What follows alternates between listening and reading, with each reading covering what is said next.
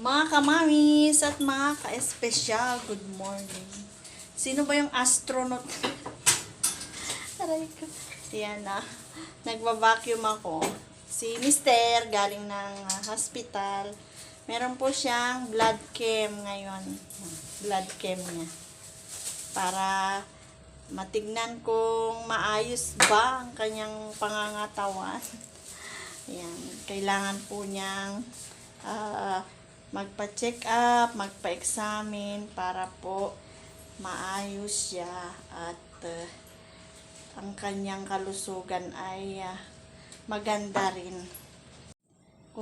Kinuhanan siya ng dugo. Yan, para sa creatinine, sugar. Yan, tapos hindi daw siya makaihi. Pabalik ka pa? Oo, i-acid ko yung ihi ko. Check upin na po yan. Yan. Bandage ko na yan. Binentahan ko siya. Siguro sana patatanggal na ng doktor yan. Andyan yung ano yan. Uwi na ako. Okay na daw ang aking sugat. Hindi na daw kailangan bendahan.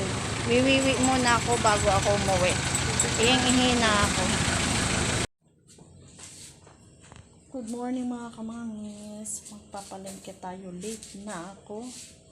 Alas 4 na.